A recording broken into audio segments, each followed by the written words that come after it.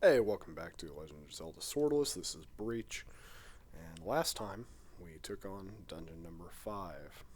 And then I went to dungeon number 2 to go refill up my bombs, get me some rupees, and we're going to derp out a little bit in dungeon 7 because didn't get enough rupees for what we need to do because I'm a jackass. Now here I'm demonstrating the warp whistle. Um, it takes you to a dungeon you've already completed. We're back at dungeon 2 now, because I should have just done this in front of dungeon 2. But I want to get to dungeon 3 because it's right next to where dungeon 7 is. If you're facing down or right, it's going to advance you 1 amongst dungeons you've already completed. And if you're facing left or up, I believe it'll take you back. I always stop off for the free ferry here.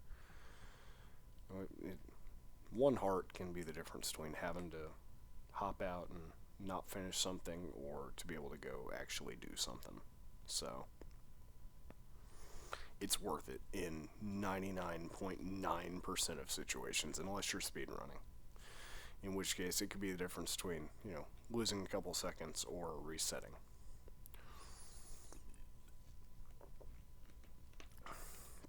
But here's Dungeon 7, and Breach just realized, oh crap. To finish Dungeon 7, and to get to where the bomb upgrade is, you need Monster Bait.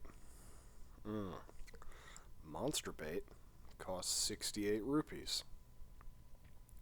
And it's not in this shop. So a double derp for your convenience. Monster Bait is over in the Blue Ring shop.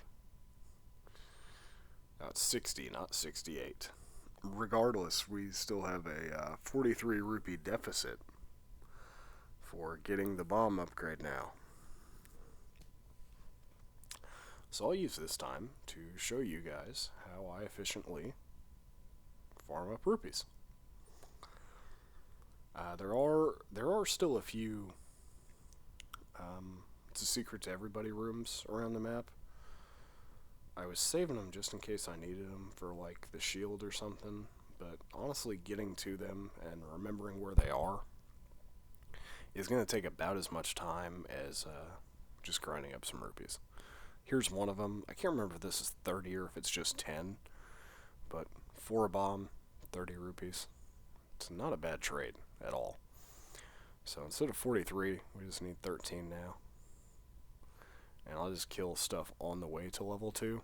I mean, honestly, I probably don't even need to go that far, but I do want to leave myself some arrow wiggle room. Now, in level 7 here, we're going to get the red candle. So, our ability to kill stuff for free is going to grow exponentially. And I thought there was one on this screen too, but I can't remember which tree it is. And honestly, I don't want to just waste time, even though it wouldn't have been a waste of time if it's actually there. 12 rupees left. I think there's one on that screen too. There's a lot of them that are just like 10 rupees. Here you go. And I left this in just because I get to show off, where I've been grinding for rupees. So it's not all bad. There's some benefit to it, aside from just getting hit by random moblins. And there, I threw the fire too far back. You can stunlock him for all 3 ticks of the damage. And it's actually pretty useful. But here we are. You've seen me do this dungeon before. But what you do is you walk in here. You kill some 5 snakes. Pick up their loots. Yeah, unless you get really good with the fire tossing and get a good pattern, you're not going to get all 5 of them in one swoop. So So you kill all 5 of these guys. And the room directly north of the entrance, there's another, like 5, I think, that you can kill. And they have a good percentage chance to drop 5 pieces and 1 pieces. So now you can also, and this is one of the things I did to save time on just grinding rupees and buying bombs. There's 10 snakes in here, in between these 2 rooms, 3 in the room to the right. You kill 9 snakes, and then go kill one of the Gorias up there, the boomerang throwing enemies, and you can manipulate your bomb drop off that way. Thought that fire would have lasted long enough to kill him. But just please don't do this like Breach does. Don't get yourself in a situation where you have to shoot, gotta go back and grind some bombs. Or grind some rupees, but that's how you do that. And then after you've killed all 10 of them, you just hop out, hop back in, and they respawn. Now, I don't really see a point in doing that. Honestly, I think that's going to take me all the way back to 5 at first. I don't fully understand the candle as much as I should. Or not the candle, but the whistle. But I understand it a lot better than, when I did my previous Let's Play.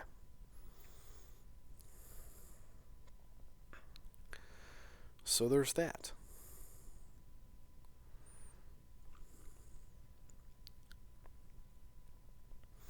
Now, we're back at 3 here, and we're going to go back up to 7 and actually do it this time, after wasting 7 minutes. And hey, Breach got smart. He's just boomeranging the moblins and walking through them. And like I said, get your free heals, because it can mean the difference between having to go out and do some bull crud again, or actually finishing the dungeon. And also, we're at 12 hearts, I just noticed that. We could go get the Master Sword if we wanted. Magic Sword, whatever you want to call it. They call it the Magic Sword. I refuse to, because I'm a purist. I guess a purist would call it the Magic Sword. Whatever. I'm going to call it the Master Sword, because that's what it is in literally every other game. So, don't care. Again, Moldorm, not really good for much, except for make sure I know where I'm at in my counter. A room with 8 bats. Yeah. You know what that means. We can manipulate the bomb and count the words. We can manipulate the bomb drop from that. And I have no idea what kind of barriers I'm running into over here. So I just wanted to light it up and take a peek.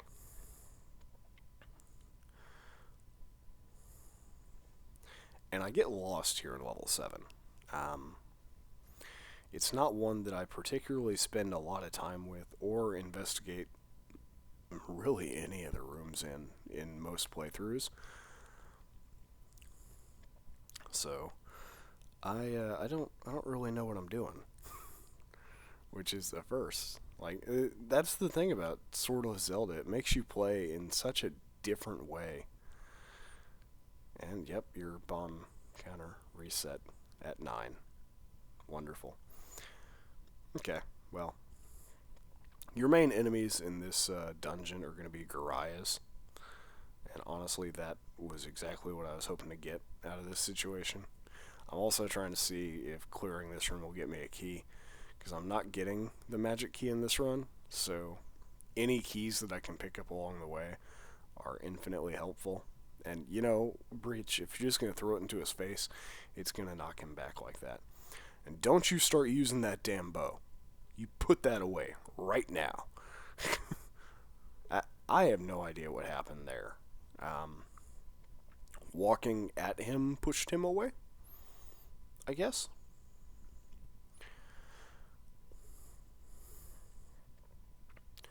One of the things that you can do here in level 7 with the Gorias, they're an enemy that is susceptible to enemy bait.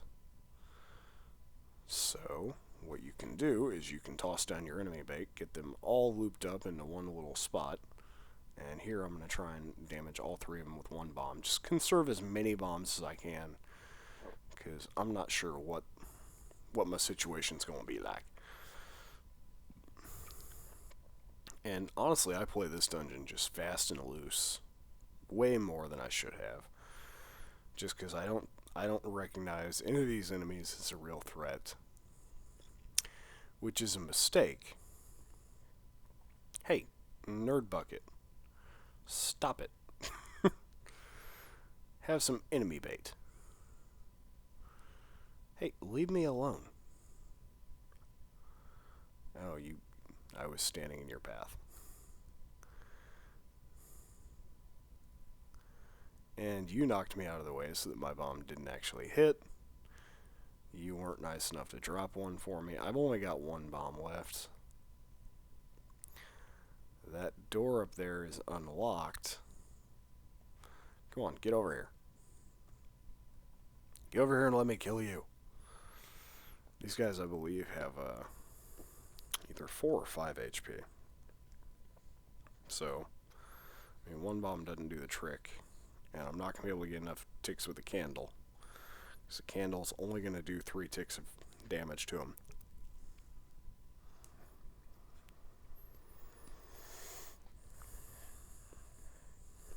I got super lucky there that there was a 5 rupee drop in this room that I did not know about after I got below 100. And here you have to surrender your enemy bait to this guy. This is why you have to have enemy bait in the game. It's level 7. This one room where he grumbles until you feed him, then he gets out of the way.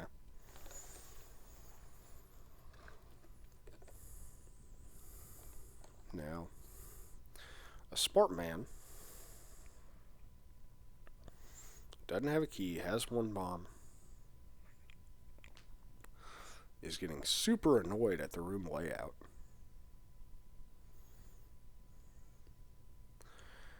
And just a smart man would have tossed his candle well before this. Because what am I stuck on? What the hell? What even the hell? It's a very unconventional layout for this room. I think it's the only one in the game like it. I could be wrong. There might be 1 or 2 more. But just north of here is where the bomb upgrade is. And Breach is about to find that out whenever he's, 7 rupees shy. And he's going to need more bombs to get into the free rupee room. Oh wait, this is the free rupee room. Where is the bomb upgrade? Thought it was there. Maybe it's down there in the far right. But you're going to need bombs to get over there, aren't you? See, we got ourselves in another pickle. Not quite as bad as level 5. Like, we don't need to just leave now. Which was where we were at before.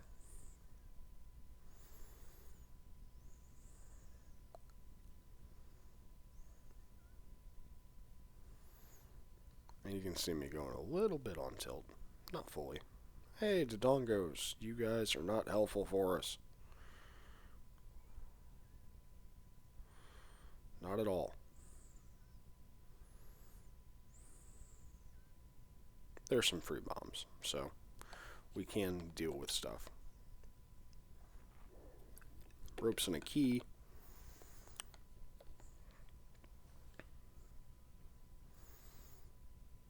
And then we immediately reset our kill counter by walking into our own fire. Because brilliant. I get frustrated with my own play way more than I do with these challenges. Just like watching myself make these derpy mistakes. And kill counter reset again. Because fireball.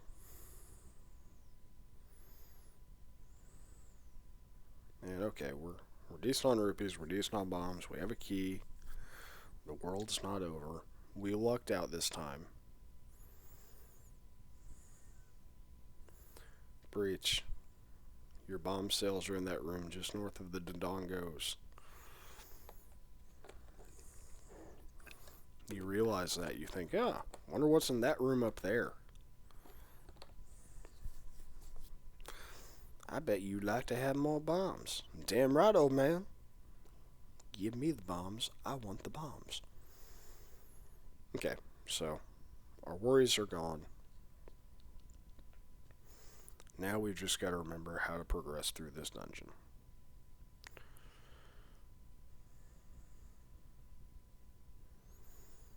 And the secret is in the eye. I think we actually could have bombed north through that wall and bypassed this room. But it's whatever at this point. Oh, wait, no, we couldn't because we have to go through the Grumble Grumble room. Shit, I need a key. That's like the narrative for this run. It's just, oh, I need more bombs. Oh, I need more rupees. Oh, I need a key.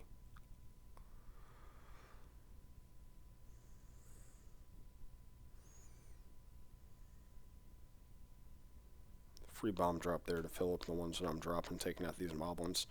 That worked out surprisingly well. Again, I'm playing way too fast and loose, taking way too much damage that I just entirely avoidable. Shameful, really, is the word to describe it.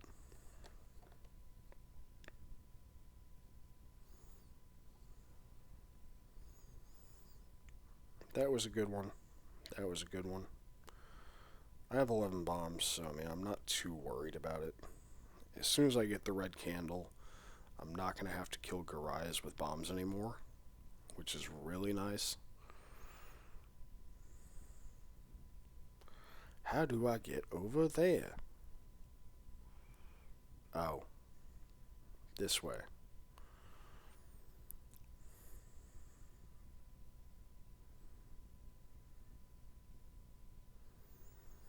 Yeah, at least I'm smart enough not to just kill all the Gorias in that room. And you don't have to kill another Dig Dogger for anything. So don't. And there's McKee. Sure enough, in the tip of the lip. And as always, with enemies that are holding something, you stun them, you walk through them, you get their something.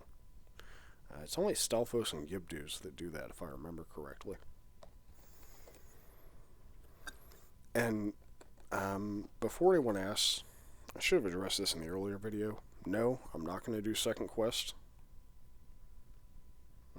I've never beaten second quest. Don't know where anything is in there. Like, I know level 1's the same, and level 2 is where the blue ring shop would be. But that's about the extent of my knowledge on second quest. And just, the challenge ramps up to, like, retarded difficulty. It's just not worth. And if you want to see a swordless second quest, Nintendo Capri Sun did it. Outside of the speedrun category, you just don't see too much swordless at all. Like, there's the speedruns, and then Mike Matei did a stream of Zelda Swordless. But other than that, you just don't see this done. Because it's dumb, and you shouldn't do it. So here, I get a lucky bomb drop off that Goriya, and I can't get to it in time. Fortunately, I get another one right there. I wish these guys would have been more cooperative. I don't even get to the heart in time. But, with the red candle now, we can now do unlimited free damage per screen. Finally. Not to all enemies, but to most enemies we can do unlimited free damage per screen, which is really nice. It's not a luxury we've had at all up until this point. We've either had to pay rupees or pay bombs or bounce back and forth between the screens. I mean, the boomerang with some enemies was free damage. And oh, I need another damn key. Ugh. Maybe I'll get a key from this room, but I doubt it. I actually don't remember where I get that last key.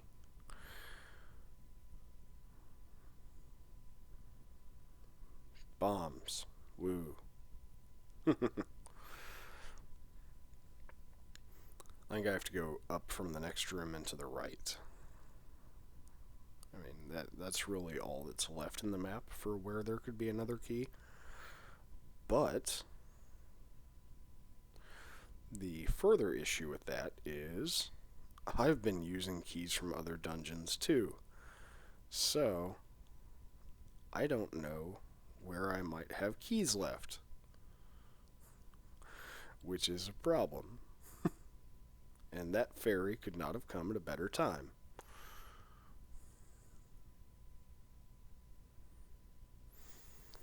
Yeah, the only spot that becomes a super problem is in some of the test runs I did through World 9. And it's not a problem. I thought it was going to be a problem.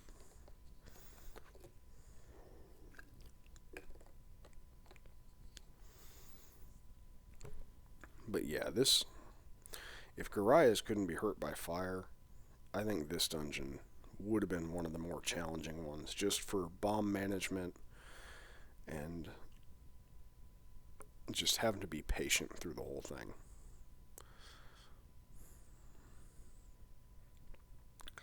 But since Gorias can be hurt by fire, we don't have to worry about that at all, and World 7 is still one of the easier ones. Particularly since they recycle Aquamentus as the boss of this one. It makes it super easy. You just don't have to worry about much in this dungeon other than repeatedly getting hit by fireballs and running into boomerangs like a nub. So we got our key. Let's go back over there. We know we need to get to the tip of the nose so we can teleport to the boss. And then, honestly, we have 2 more challenges ahead of us before this run. And that's including World 9, which is a challenge regardless. I do have to fight another Dig Dogger. Now, this one actually splits into 3. And I get the bomb out and don't instantly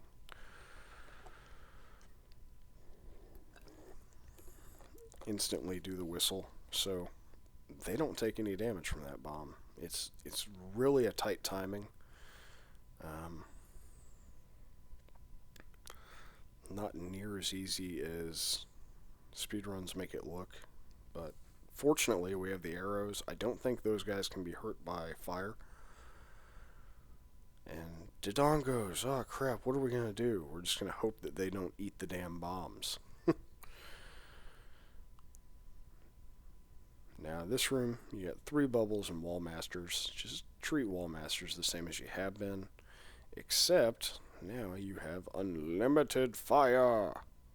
So you can just kind of keep spamming your candle at where they're spawning like I'm doing. And oh god, it's a dead end. What do we do? Just push random rocks. That's all you ever do whenever you reach a dead end. Just start pushing random rocks, blow up random holes in the wall.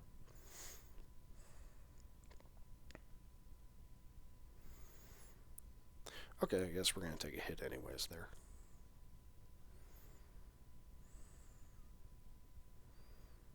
Now, if you're confused about where to go, you can just look at the map, and that'll tell you that there's really only one room left that we haven't explored, and that's to the right. Which is really clever how they set this up so that, I mean, you had to go through the Grumble room, and they had the teleport room. See, yeah, just we left a room empty up there because there was nothing in it for us. Might have been a key, might not. Don't care, doesn't matter at this point.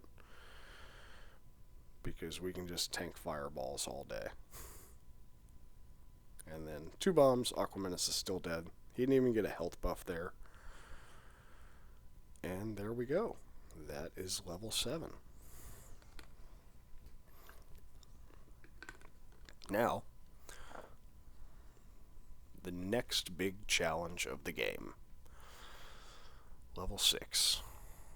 Off screen, I'm going to get rupees and bombs. But I am going to, I think I have enough time to walk you over to level 6. Just so that you can see where it's at. Oh, no, I'm going to whistle back to World 2. So that we can, get us some more rupees and bombs. Because rupees and bombs make the world go around. But we're in good shape. I mean, crap. Whistling is not going to have the desired effect there. Okay, we're at 5.